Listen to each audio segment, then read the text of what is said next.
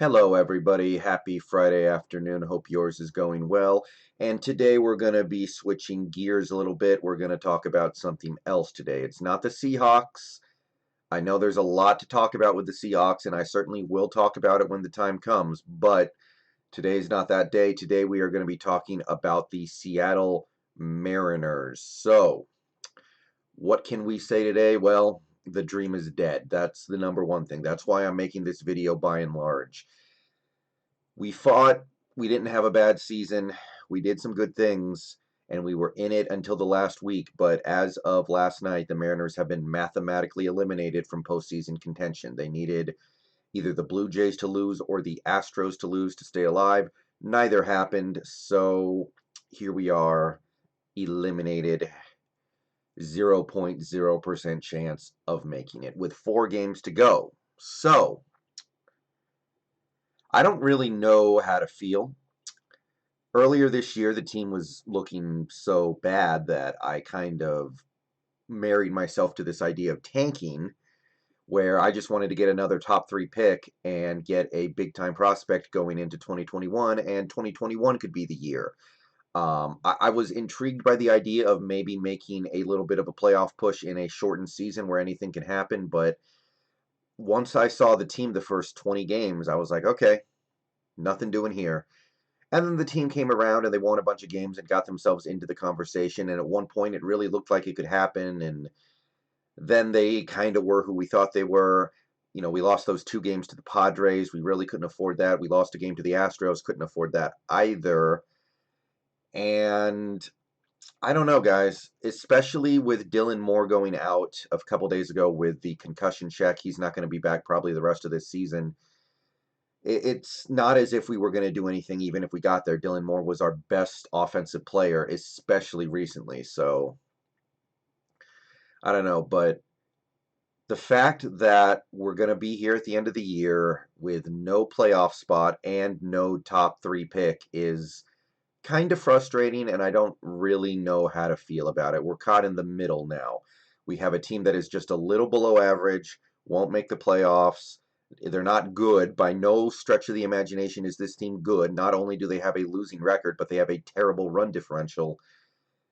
But they're not even one of the worst teams getting a, elite pick. So what's happened to the Mariners is the offense, which was for a little while they're really rounding into form, has kind of dried up.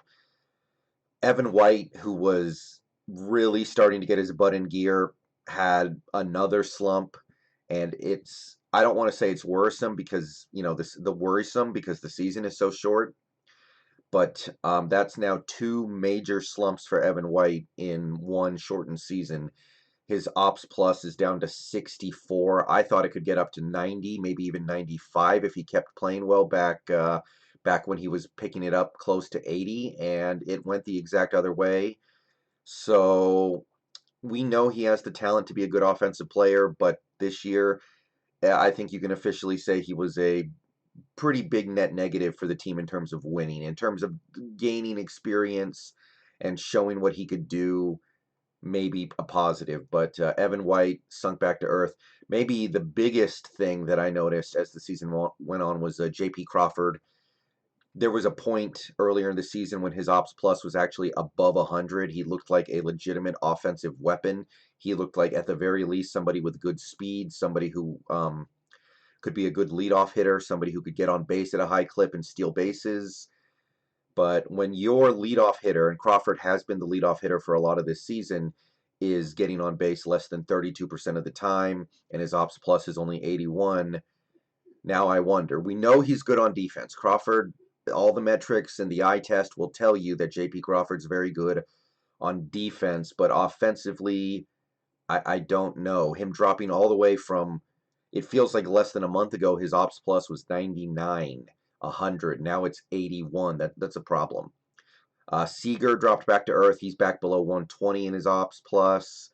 Average down to 240. He's still getting on base at a really high level just because he's drawing walks and getting hit by so many pitches, which is really kind of odd. I don't remember Kyle Seager being a ball magnet like this, but he's had a good season. There's no doubt about it. He's had a good comeback season.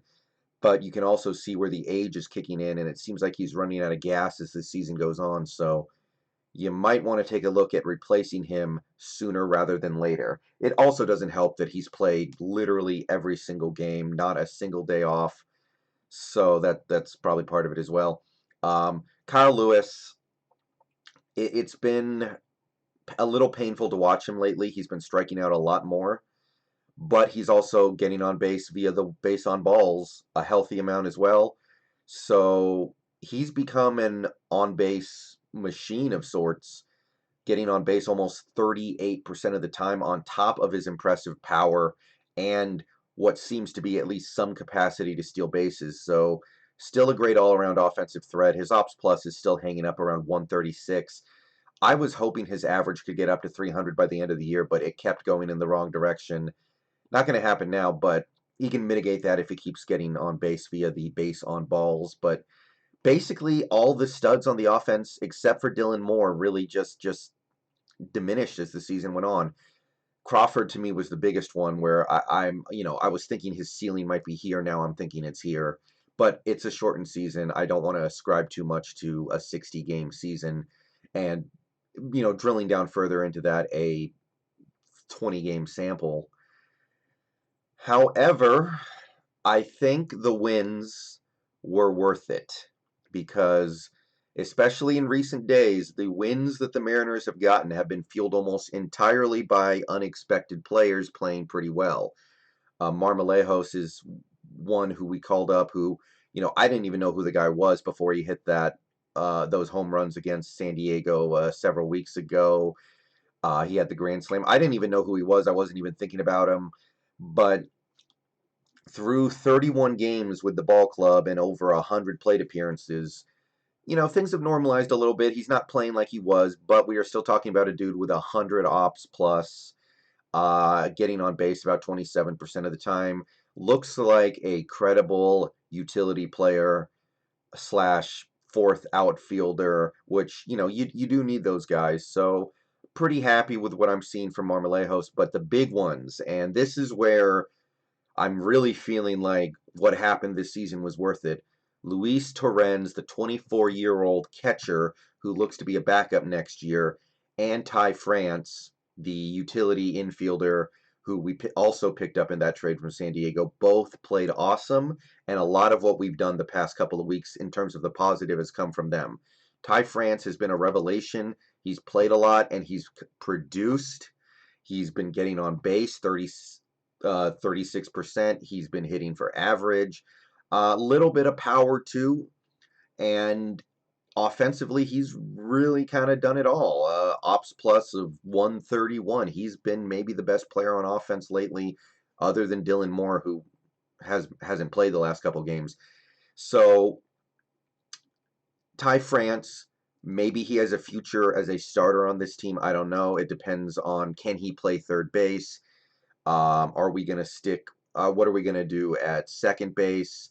Obviously, Shed Long is such a black hole on offense that we kind of want him out of here. So maybe that's the future of Ty France. But that trade where we sent Austin Nola away is looking very good just because of Ty France. And then you have Luis Torrens looking to be the backup catcher next year, playing above average on offense, hitting for a little bit of power, but mostly just getting on base. Ops plus of 114. So we lost mojo with our studs. Maybe they played too much. Maybe they were too young. Some of them, at least, were too young, and they weren't ready to just keep chugging along through even a shortened MLB season. But some guys picked up the slack, and I even want to give a shout out to Phil Irvin. He didn't play great or anything. His batting average is down, you know, down close to the Mendoza line, actually. But he came in, he did some nice things. He looks like maybe he could be like a fifth or sixth outfielder, a backup who plays maybe 20, 25 games a year.